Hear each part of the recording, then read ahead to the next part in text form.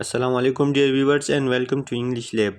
Dear friend, in the previous lectures we have discussed that what is a phrase and different kinds of phrases, and then we discussed that what is a clause and what are dependent and independent clauses.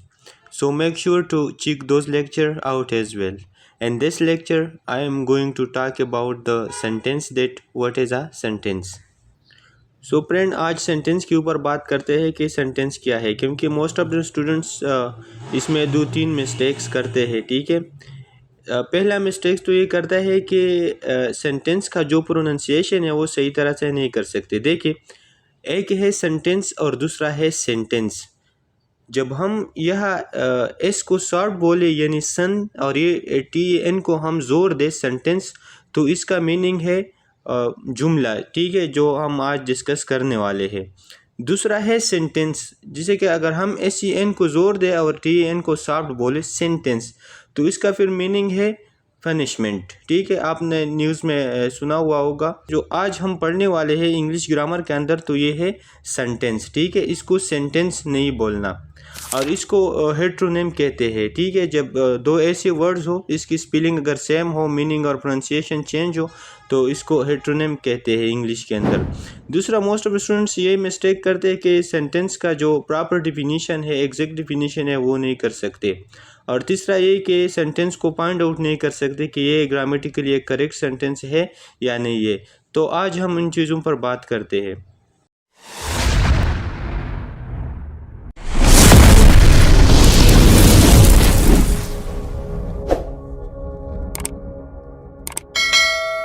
So friend, सबसे पहले sentence की definition करते हैं कि sentence है क्या।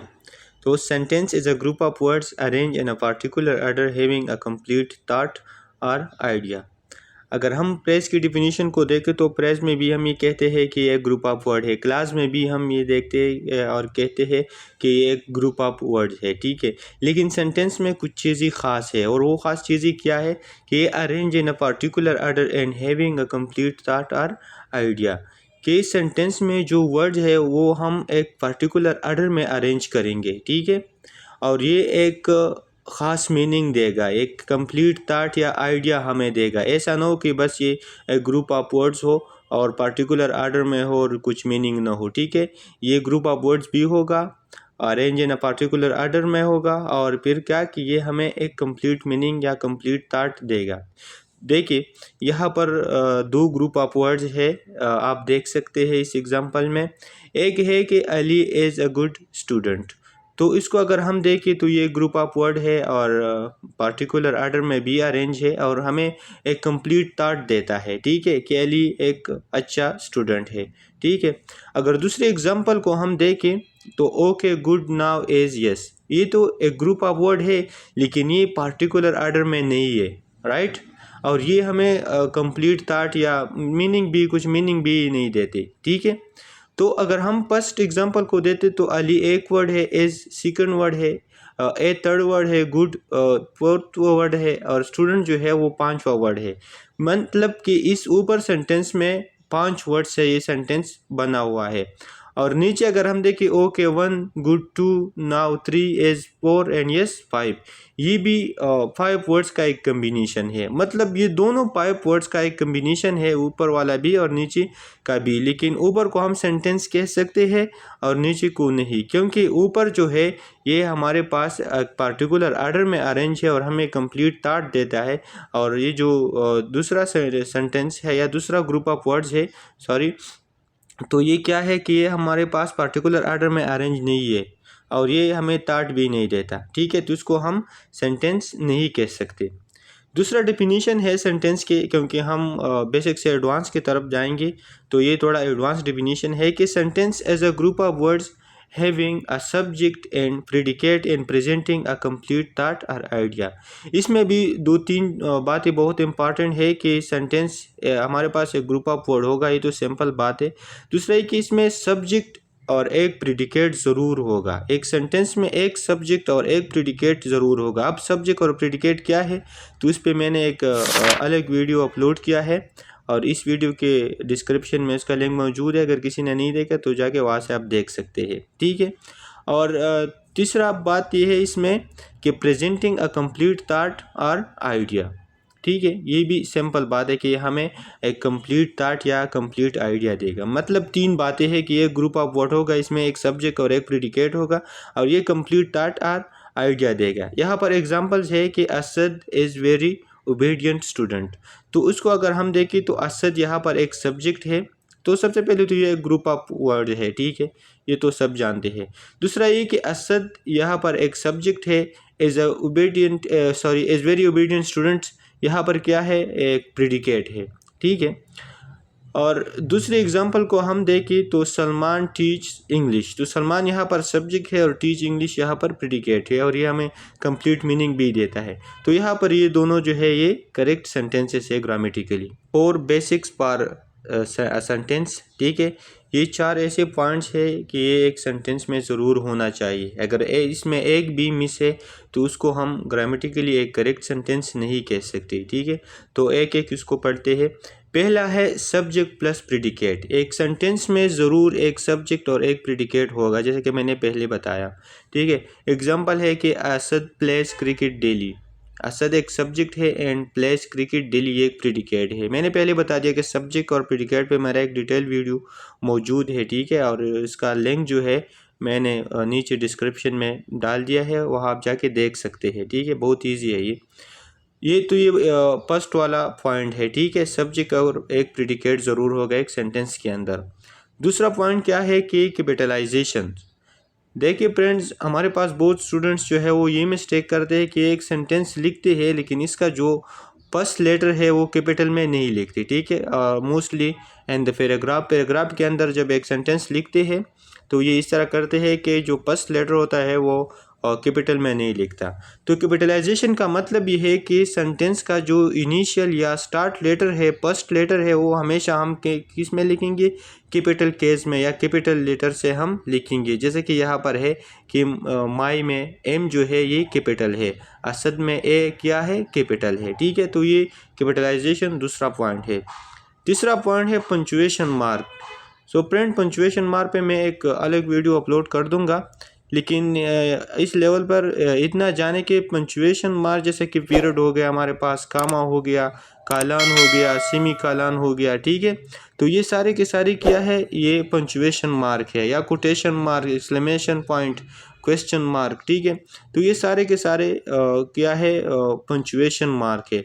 तो एक सेंटेंस की एंड पे पंचुएशन मार्क ज़रूर होगा। अगर एक सेंटेंस हमें मीनिंग भी देता है, ठीक है, कैपिटलाइजेशन भी है, लेकिन पंचुएशन मार्क नहीं है इसके एंड पे, तो इसको हम सेंटेंस नहीं कह सकते। Okay, so friends, keep in mind these are the most common punctuation marks in English writing. ठीक है, but there are others such as brackets, apostrophe, ellipses, parentheses and so on. ठीक है, ये जो है ये कॉमन है, दूसरी भी है बहुत से पंचुएशन मार्क इंग्लिश के अंदर। मैं इस पर एक वीडियो अपलोड कर दूंगा। ओके, तो ये थर्ड पॉइंट रहा पंचुएशन मार्क। अब चौथा जो पॉइंट है वो है अ कंप्लीट थॉट, कि एक सेंटेंस हमें एक कंप्लीट थॉट देगा। ऐसा ना हो कि सब्जेक्ट और प्रेडिकेट भी है, कैपिटलाइजेशन भी है, पंचुएशन मार्क भी है, लेकिन कंप्लीट थॉट हमें नहीं देता, तो उसको हम क्या कहते हैं, इसको हम वो नहीं कह सकते, एक सेंटेंस नहीं कह सकते। For example, Asad and Ali are best friends. तो ये हमें एक कंप्लीट थॉट देता है, तो उसको हम क्या, एक सेंटेंस हम ये कंसिडर कर सकते हैं, एक सेंटेंस हम उसको कह सकते हैं। कैपिटलाइजेशन में मैंने यहाँ पर एक पॉइंट लिखा है कि my friends and I love playing cricket. Remember dear viewers, I जो है ये हमेशा कैपिटल में लिखेंगे। ठीक है, ये एक सेंटेंस अगर आप स्टार्ट में लिखते हो, मिड में लिखते हो या एंड में लिखते हो, तो ये हमेशा के लिए कैपिटल लेटर से आप लिखेंगे। अगर आई आप एज अ प्रोनाउन यूज़ करते हो, ठीक है, तो तब आप लिखेंगे कैपिटल से। अब friend, think critically, which one of the following is grammatically correct sentence. नीचे ये जो 7 सेंटेंस दी गई है, इसमें ग्रामेटिकली कौन सा करेक्ट है। ठीक है, तो फर्स्ट नंबर पे है कि ही इज़ माई कोलीग। इस सेंटेंस को गौर से देखिए। अगर इस सेंटेंस को हम देखें तो यहाँ पर क्या है, पंचुएशन मार्क नहीं है, यानी फुल स्टॉप यहाँ पर नहीं लगाया है। ठीक है, तो ये सेंटेंस जो है ग्रामेटिकली ये इनकरेक्ट है, ये करेक्ट नहीं है। ओके,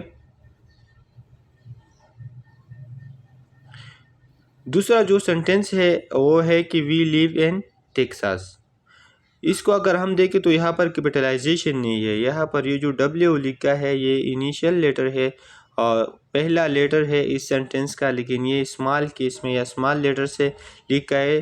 तो ये भी क्या है, हमारे पास एक करेक्ट सेंटेंस नहीं है ग्रामेटिकली। ठीक है, थर्ड सेंटेंस है कि ऑल दो ही इज़ माई फ्रेंड।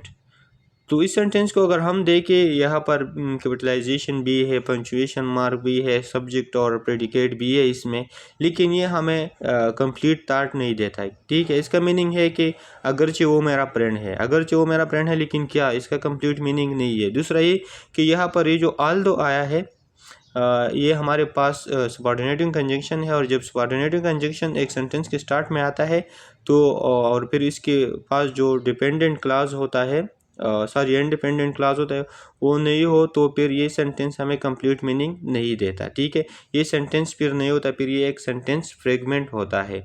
तो इसलिए ये भी हमारे पास क्या है, एक ग्रामेटिकली करेक्ट सेंटेंस नहीं है। फिर फोर्थ वन है कि आई वुड लाइक टू। तो यहाँ पर ये सारी चीज़ें हैं, लेकिन यहाँ पर भी हमें ये कंप्लीट मीनिंग नहीं देते, तो ये भी एक सेंटेंस नहीं है। ठीक है, ग्रामेटिकली करेक्ट।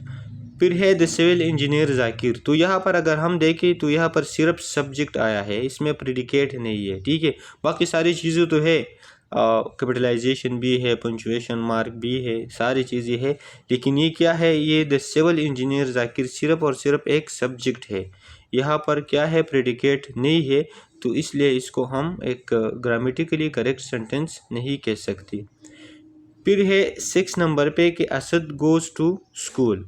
ठीक है, तो इस सेंटेंस को अगर हम देखें तो ये सारी चीज़ें जो है इसमें मौजूद है, कैपिटलाइजेशन भी है, पंचुएशन मार्क्स भी है, कंप्लीट थाट भी देता है, सब्जेक्ट भी है इसमें, प्रेडिकेट भी है इसमें।